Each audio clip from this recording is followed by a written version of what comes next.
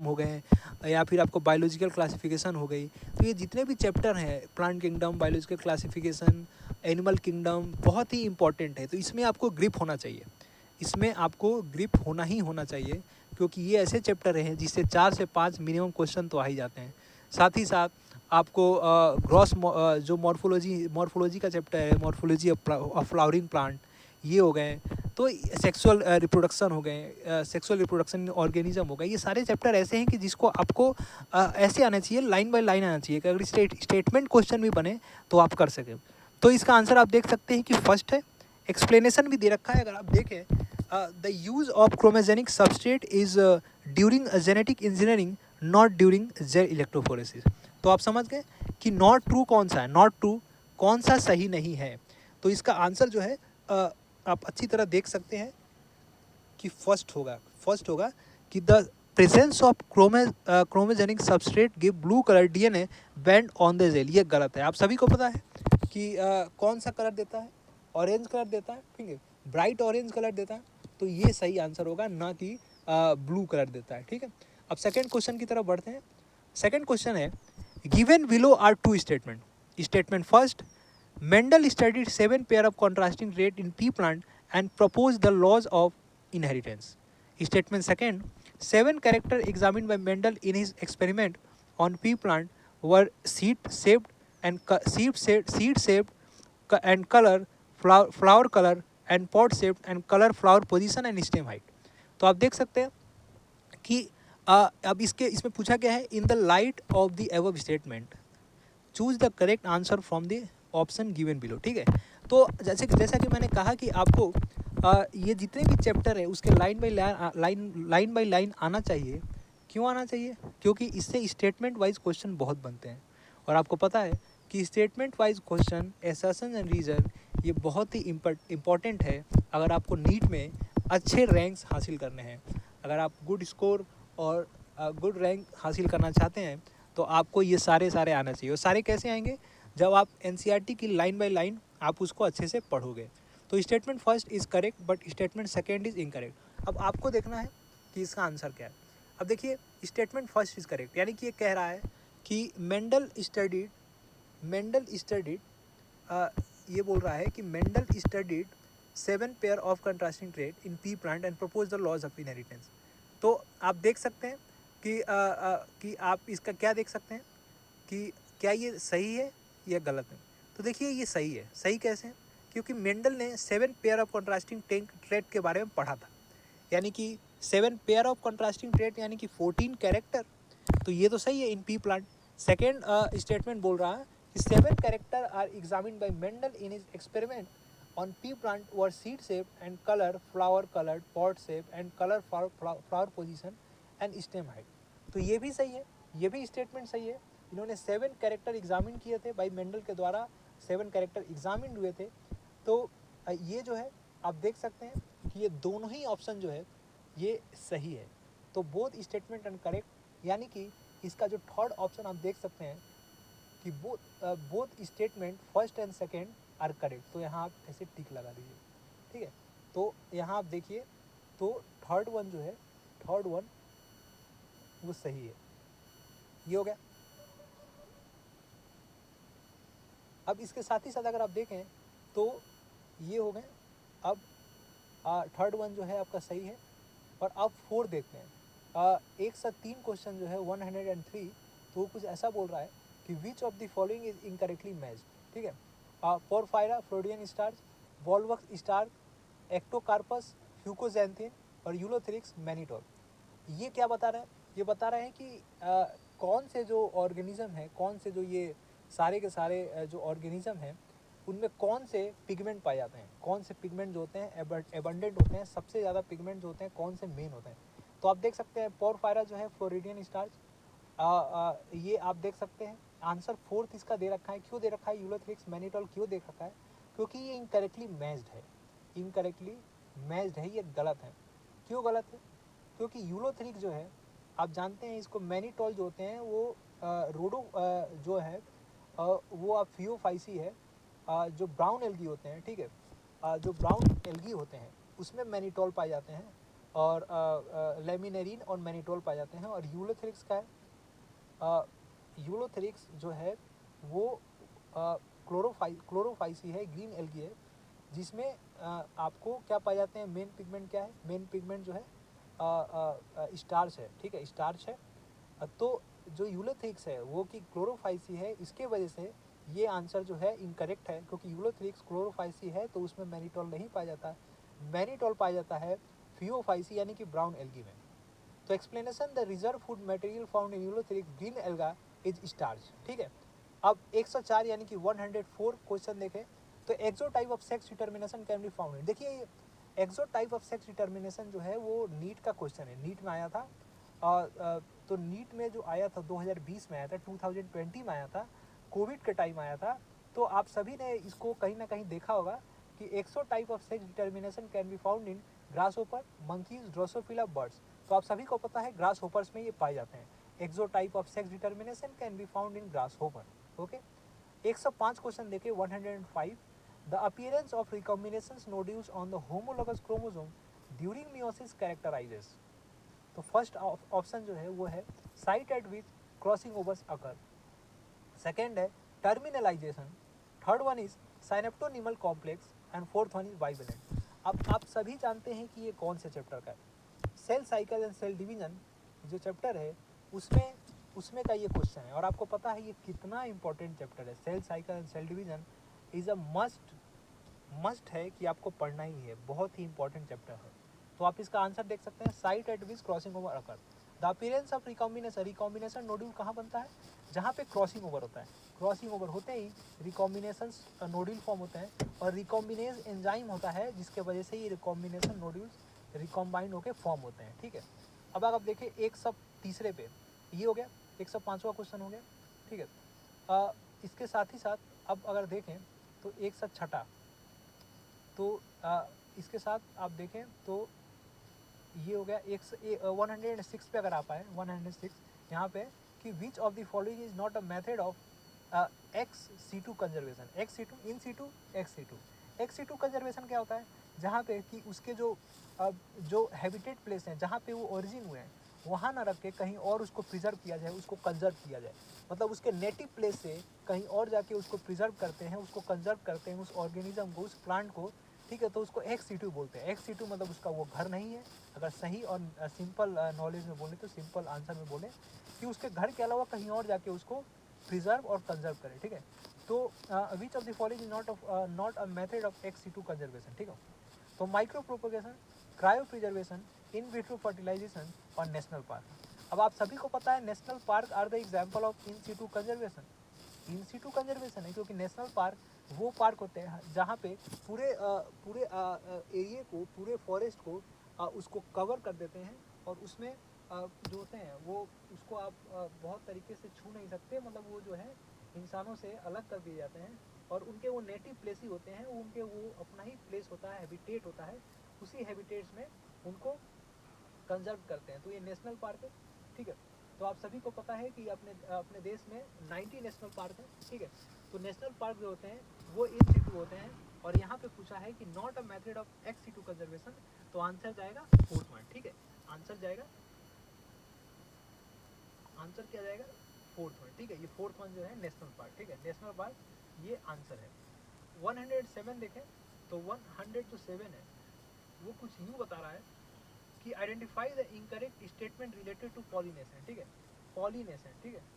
Flower produce foul odours to attract flies and beetle to get pollinated. Moths and butterflies are the most dominant pollinating agent among insect, ठीक है, amongst insect। और अगर third one देखें तो pollination by water is quite rare in flowering plant. Fourth one is pollination bye wind. पॉलिनेशन bye विंड आप देख सकते हैं is more common among abiotic pollination, ठीक है। तो इसका आंसर आप देख सकते हैं कि आंसर 2 दे रखा है कि the most dominant pollinating among agent among insect R Bs 80%, ठीक है। तो इसका आंसर आप देख सकते हैं कि ये identify the incorrect statement related to pollination. Flower produce a foul odour to attract flies and beetles to get pollinated, ठीक है। तो और second one is most are butterfly are the most dominant pollinating agent among insect, जो कि answer सही है। तो sorry incorrect है, ये गलत है। आप देख सकते हैं कि 107 का आप क्या दे रखा है कि 107 का आंसर 2, क्योंकि आप सबको पता है most dominant pollinating amongst insect जो होते हैं बीज होते हैं 80%, तो ये आंसर इनकरेक्ट होगा। तो यहाँ पे आप देख सकते हैं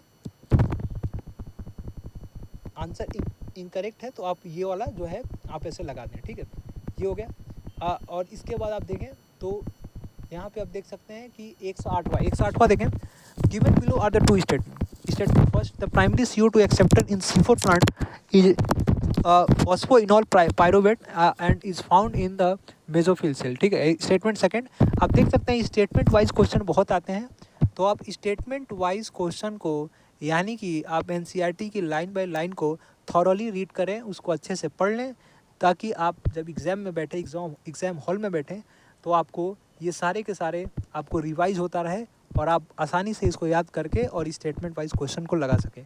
the primary CO2 acceptor in C4 plant is phosphoenolpyruvate and is found in the आप देख सकते हैं मेसोफिल सेल।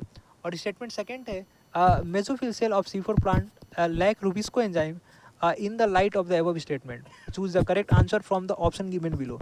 तो आप देख सकते हैं statement first is correct but statement second is incorrect. अब आप ये बच्चा ये जो क्वेश्चन है वही बच्चा लगा सकता है जिसने NCERT को थॉरली और अच्छे से रीड किया हो।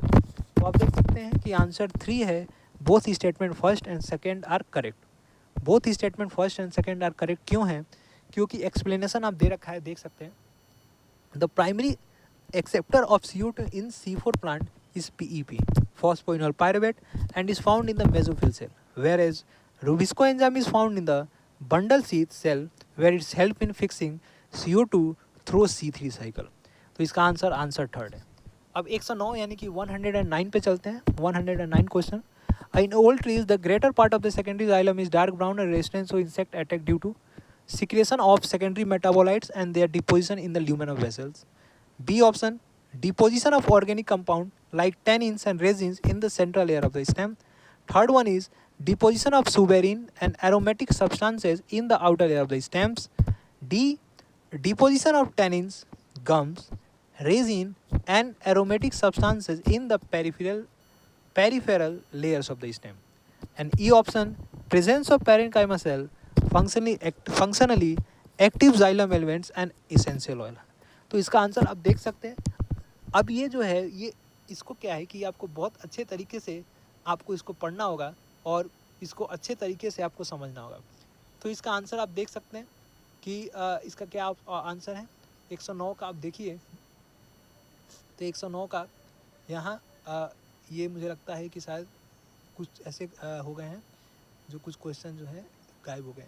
तो इसका आंसर खुद से ही करते हैं। देखिए आप देखिए इसको क्या पूछ रहा है कि in old trees the greater part of the secondary xylem is dark brown and resistance to insect attack due to, कि ओल्डर ट्री में ऐसा क्यों होता है कि इंसेक्ट अटैक जो है रेजिस्टेंस हो जाता है। इसमें क्या है ऐसा क्यों हो जाता है? तो देखिए organic compound like tannins and resin in the central layer of stems, deposition of suberin and aromatic substance in outer layer of stem. Outer layer में होगा नहीं, जितने भी होते हैं सारे के सारे सेंट्रल लेयर में ही होते हैं। सेंट्रल यानी कि बीच के जो जाइलम लेयर है उसमें ही डिपोजिशन होता है, बाहर नहीं होता है। तो आप देख सकते हैं पेरिफेरल लेयर ऑफ स्टेम्स में भी नहीं होते हैं। Secretion of secondary metabolites and deposition in the lumen of vessels. अब आप देखें तो ल्यूमेन ऑफ वेसल्स, ठीक है, तो ये और फर्स्ट एंड बी इन दोनों में आप देख सकते हैं तो कुछ ना कुछ सही होगा, कुछ ना कुछ ऐसे, ये दोनों ही ऐसे ऑप्शन हैं जिसमें आप दोनों ही आप देख सकते हैं कि ये दोनों ही सही हो सकता है। तो आप इसको पहले खुद से एनालाइज करें कि क्या होगा और आप 1 मिनट टाइम लें और फिर इस क्वेश्चन को और इस वीडियो को देखें। तो आपने क्वेश्चन देखा और आप इसको सोचिए कि क्या होगा। देखिए इसका आंसर जो है आप देख सकते हैं कि secretion of secondary metabolites and their deposition in the lumen of vessels, ठीक है, इसका आंसर ये है। इसका 109 का ऑप्शन ए है जो करेक्ट है। 109 का ऑप्शन क्या है? Secretion of secondary metabolites and their deposition in the lumen of vessels, ठीक है, तो इसका आंसर है 109 का ए। अब आगे चलते हैं। आगे जो क्वेश्चन है वो है कि habitat loss and fragmentations over exploitations, alien species, invasion and coextinction are cause of. तो आप सभी को इसका आंसर पता है, ये बायोडाइवर्सिटी चैप्टर का है, बायोडाइवर्सिटी लॉस इसका आंसर होगा। ऑप्शन ए होगा, यानी कि फर्स्ट होगा। Habitat loss and fragmentation, overexploitation, alien species invasion and coextinction are cause of. ये आपको पता है कि ये क्वार्टेट एविल है, क्वार्टेट एविल है, मतलब 4 ऐसे एविल हैं जो बायोडाइवर्सिटी लॉस करते हैं, ठीक है। तो ये हो गया। अब इसका आंसर फर्स्ट है, explanation the evil quartet for diversity loss are, ठीक है, habitat loss and fragmentation, overexploitation, alien species invasion and coextinction, ठीक है। अब 113 का है, 113 का है, hydrocolloid carrageenan is obtained from. तो ये बहुत ही सिंपल क्वेश्चन है। कैरेजीन, हाइड्रोकोलाइड कैरेजीन, कैरेजीन जो होता है रोडोफाइसिस से आते हैं, और एल्जीन जो होते हैं वो ब्राउन एल्गी यानी कि फियोफाइसिस से आते हैं, ठीक है। तो रोडोफाइसिस से आते हैं हाइड्रोकोलाइड्स कैरेजीन, ठीक है, हाइड्रोकोलाइड्स कैरेजीन, ठीक है। तो आंसर फर्स्ट होगा इसका, 113 का आंसर फर्स्ट। अब 114 गर्डलिंग एक्सपेरिमेंट। अब देखिए तो ये चैप्टर हट चुका है। गर्डलिंग एक्सपेरिमेंट जो है वो कौन से चैप्टर का है? जो चैप्टर का है ट्रांसपोर्टेशन चैप्टर का है, ठीक है, वो transportation in water and minerals, ठीक है। तो ये जो है ये चैप्टर हट चुका है। तो इस चैप्टर से ये गर्डलिंग एक्सपेरिमेंट वाला क्वेश्चन आप ना भी करें तो काम चलेगा। फिर भी हम एक बार इसको देख लेते हैं।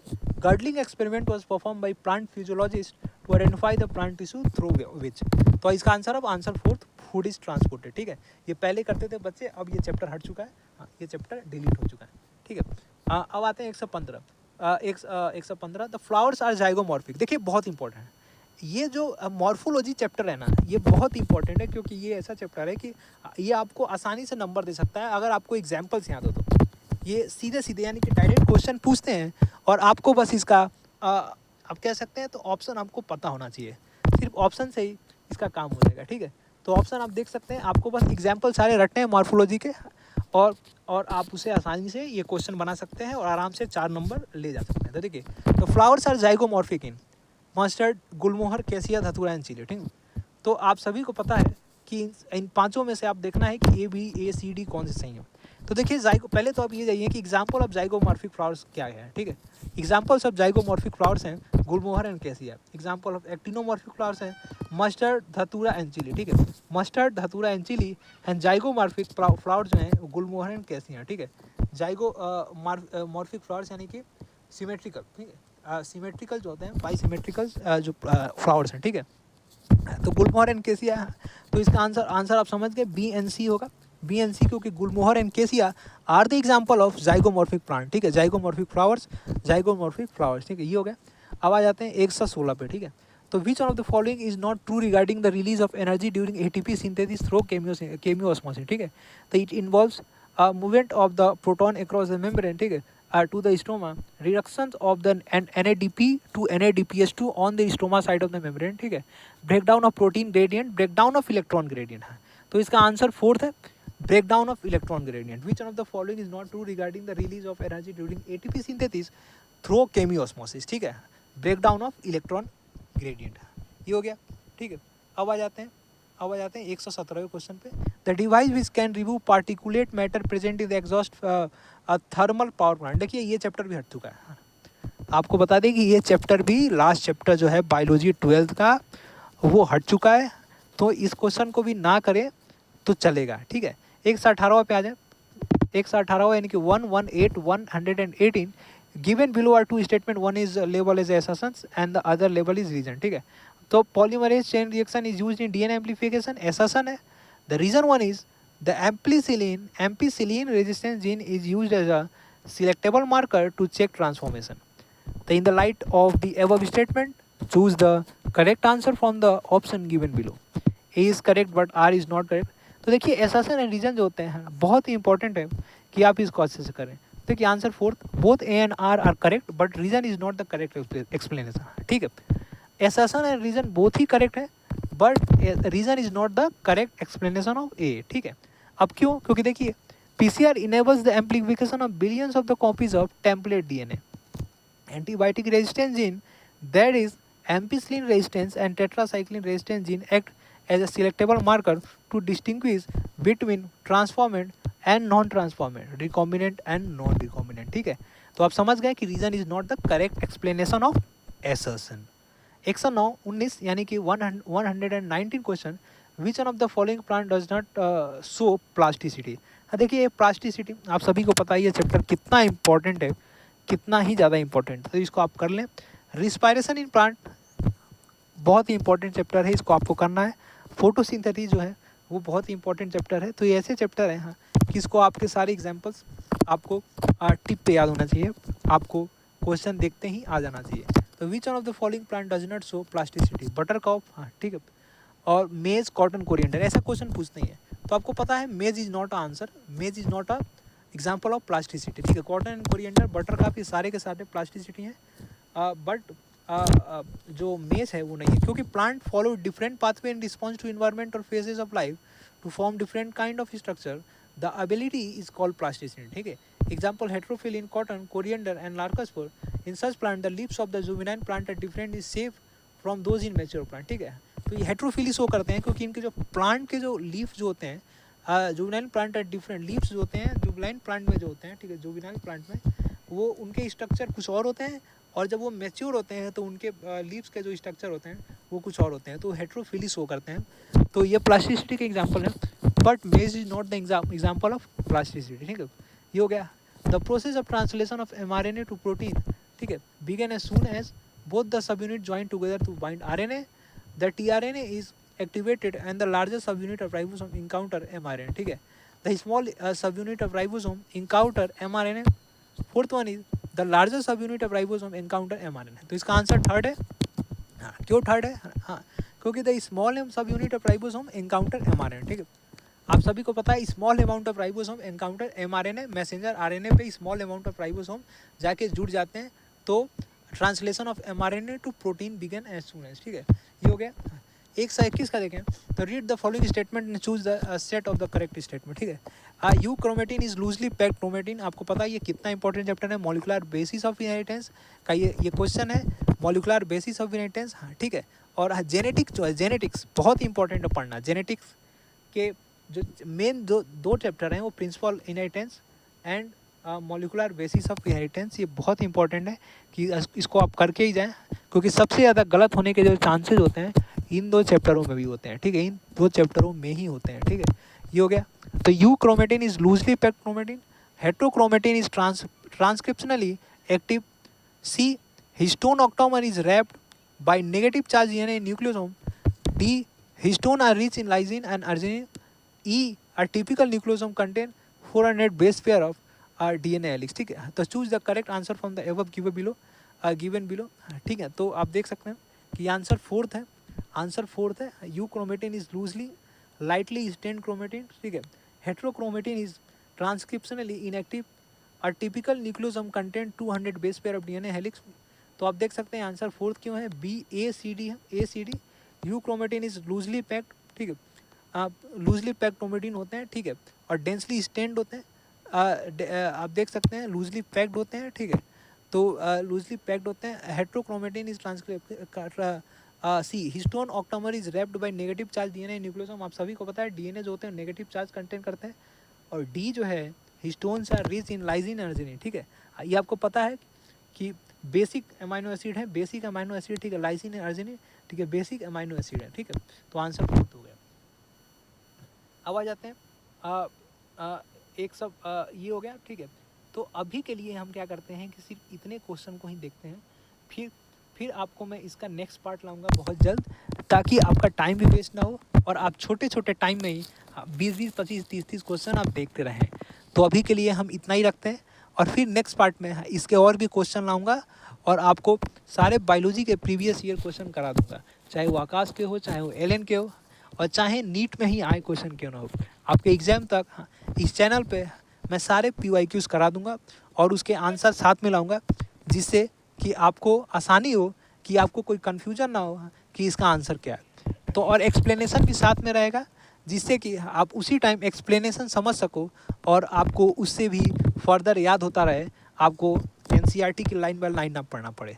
तो अभी के लिए आप पढ़ते रहिए, क्योंकि आपके एग्ज़ाम सिर्फ 1 महीना बचे हैं, और ये मेरी जिम्मेदारी है कि मैं आपको सारे क्वेश्चन इस चैनल पे इंडियन मेडिसिन पे लाके और दे सकूं, और बायोलॉजी की एटलीस्ट 300+ और 330+ मार्क्स आपको अचीव कराने में कुछ सहायता कर सकूं। तो थैंक यू, आप देखते रहें। अगर आपको थोड़ा भी वीडियो अच्छा लगा तो सब्सक्राइब करें एंड लाइक करें और कमेंट करके बताएं कि फर्दर इसमें हम क्या और भी अपग्रेडेशन कर सकते हैं और भी क्या हम किस टाइप के क्वेश्चंस ला सकते हैं। Thank you so much.